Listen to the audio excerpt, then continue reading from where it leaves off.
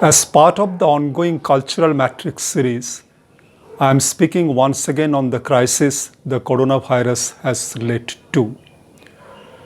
As this crisis unfolds itself, we are realizing that life is not a picnic party, nor is it like what American self-help books love to regard as "you are okay, I am okay."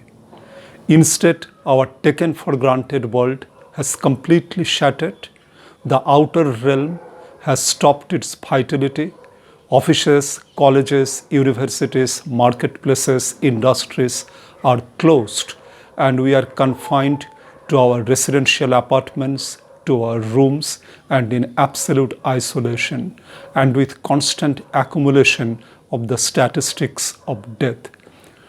What does the meaning of existence mean then at this time? Is it only about chronic fear, isolation, stigmatization of the victims, and the desperate urge to be biologically alive with masks, sanitizers, but aesthetically and spiritually dead? This is a question that I wish to ask in today's episode. We know that the way we grew up in the age of modernity, it has always asked us, it has always trained us to master the outer world. And as we have become more and more technical experts as far as the mastery of the outer world is concerned, we have almost missed the art of engaging with the inner realm, engaging with the self. But today, paradoxically, as the outer has stopped, outer realm has ceased to exist because of the ongoing lockdown, we have to confront the inner, and we are confronting the inner, and many of us are completely incapable of handling with the inner, and that has already caused severe psychic stress, existential nausea, boredom, anxiety, and also we are seeing large-scale domestic violence throughout the world. Men expressing their anger, frustration, and the result is large-scale domestic violence, and then the associated boredom, anxiety, psychic nausea. And that's why the question I raised, what then is the meaning of existence and how do we engage with the self, that acquires special importance. Now, if we allow ourselves to understand the self, to engage with the inner instead of immediately diverting, and there are many temptations for diverting, we could engage in, for example, the interiority of the lifestyle of celebrities. We could mechanically consume the statistics of death and reducing the statistics of death into almost like test centuries, their accounts.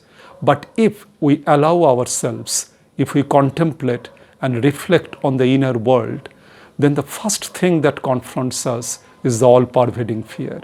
It is a fear that it might come to us, that we might fall victim, and once it comes to us, then death is no longer a statistical abstraction. It can happen to us. It's not that only the others die. We may fall victim to it, we might die.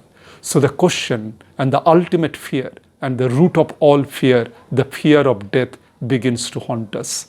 So the first question is that when this dread, this fear of death haunts us, how do we make sense of it?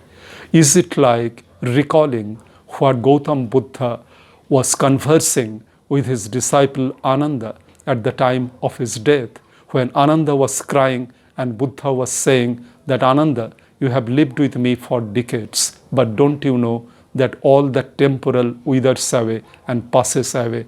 What remains is the infinite, the Buddhahood, the ultimate void and realization.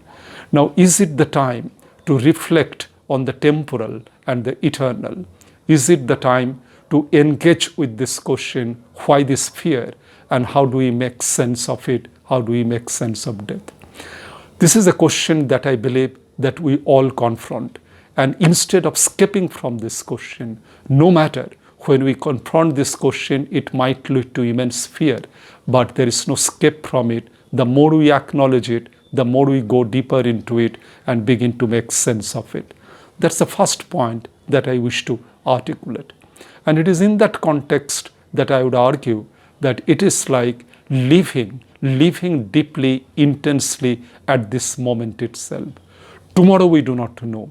Only the other day from the balcony with my children, I was seeing the full moon and I was telling them that see this full moon. The clouds are hiding the moon and clouds are disappearing. Extraordinary moment. And the next moment, next morning, we do not know. But it is only this moment that is available to us, and live it with all grace, intensity, aesthetics.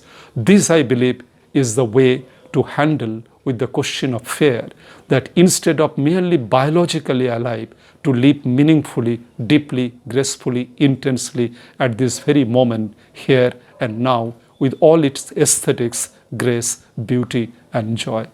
And the second point that I wish to say is about the extraordinarily human spirit and strength. As a teacher, I have often shared it with many of my students. See, for example, an extraordinarily gifted book that Antonio Gramsci came forward. And when Antonio Gramsci read this book, on Marxism, and it was not from a university. He was in Mussolini's prison and jail. He was in the dark cell of the prison. But he didn't allow that confinement, that isolation to defeat him, to demoralize him. He lived every moment and came forward with one of the finest texts on contemporary Marxism that altered the history of 20th century Marxism. When I read a novel like Hemingway's Old Man and the Sea, I feel an extraordinary story of human spirit and courage. These are the classic illustrations that how, despite confinement, despite isolation, Old Man and the Sea, Nelson Mandela, Antonio Gramsci, all of them, how they transformed that moment into a moment of great creativity.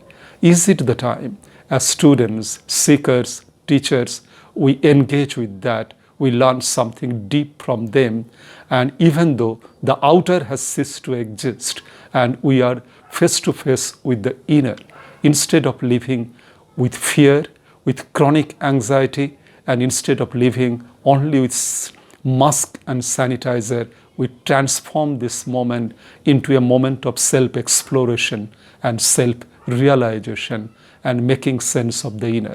Paradoxically, I tend to believe this crisis has led to a situation of this kind when there is no escape from the inner. And the more we understand the inner, the more successful we would become to have a rhythmic bridge between the inner and the outer. And once the coronavirus is over, then we could really succeed in redefining the world, transform the world into a better place. At this moment of darkness and despair, I wish to end my note with this story of life, with this story of life affirmation. Thank you for listening.